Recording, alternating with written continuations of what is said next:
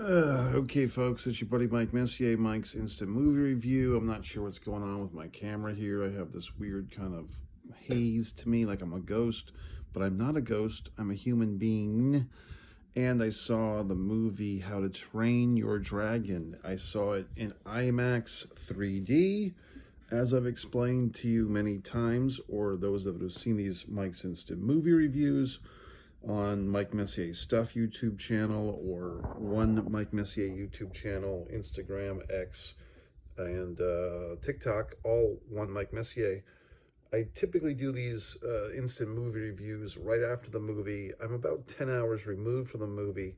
I did enjoy it, and also get the subscriptions to AMC.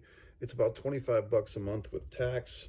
And now you get to see 4 movies a week for no additional charge. So basically you get 16 movies a month for 25 bucks a month. That's less than $2 a month. They should be paying me for these endorsements. But in any event, I did see the movie in IMAX 3D. As I've said many times, all movies are better on a big screen, and all movies on a big screen are better in either Dolby Digital or IMAX, especially IMAX 3D when it's available. And also there's something called Big 3D, 4DX. The Regal Cinema around here has 4DX. So this one, especially, How to Train Your Dragon, I think it's really nice in 3D. You see the dragons flying. And I really like this movie. It kind of reminds me in a way of Maverick, Top Gun Maverick from a few years ago. And a movie that I liked, I think it's called The Jungle Ride, or The Jungle Book, or Jungle Ride, I think. The Rock was in it, and the blonde lady. And this one, it's just a crowd pleaser, the How to Train Your Dragon. And I did like it for the most part.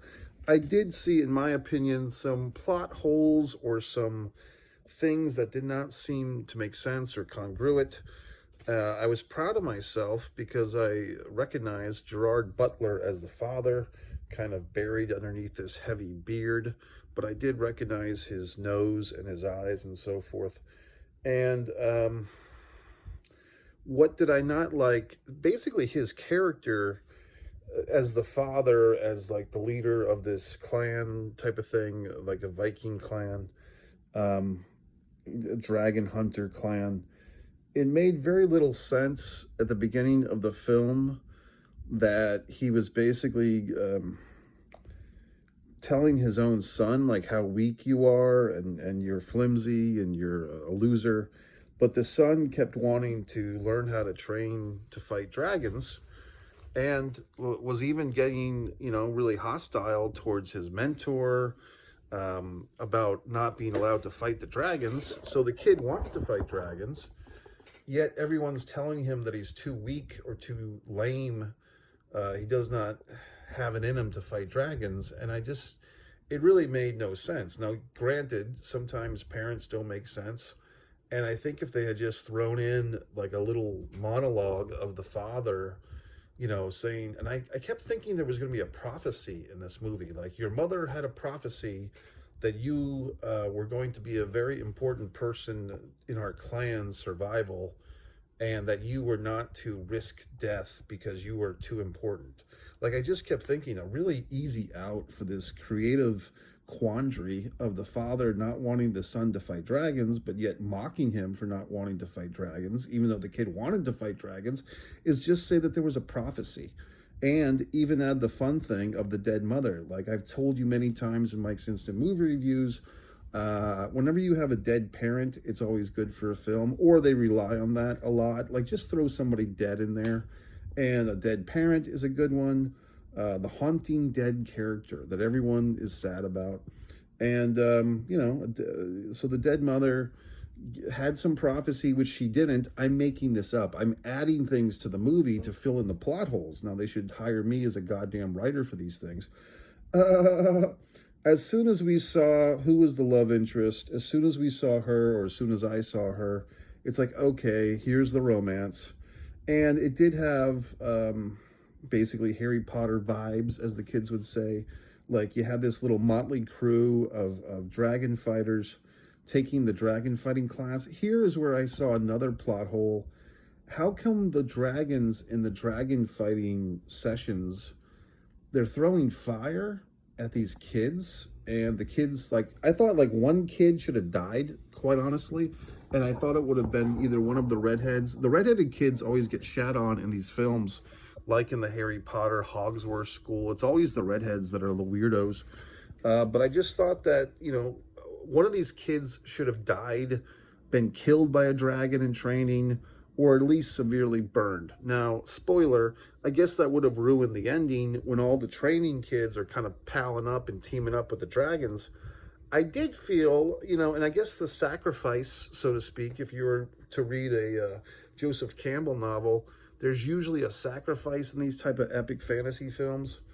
Typically, it's a dead friend or somebody has to die, you know, or Han Solo gets frozen or whatever.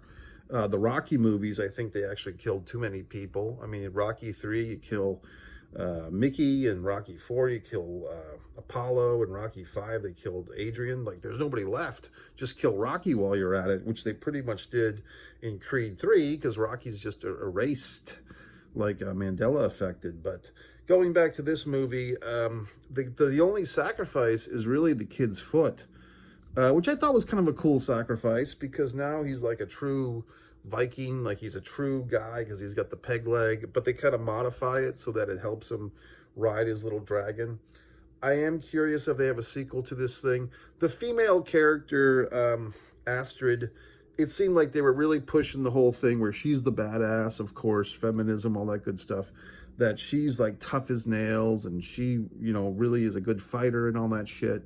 And she's also like, I wasn't born with a silver spoon in my mouth. My father's not the Viking. I came from nothing. So she had the whole street vibe going.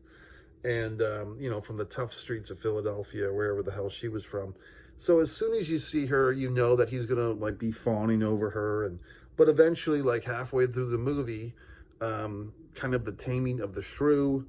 And, you know, there was a perverse person in the theater tonight who made a comment. I don't know if I should repeat it. Well, just between me and you, what this perverse individual said in the theater is that when he gave her the big dragon ride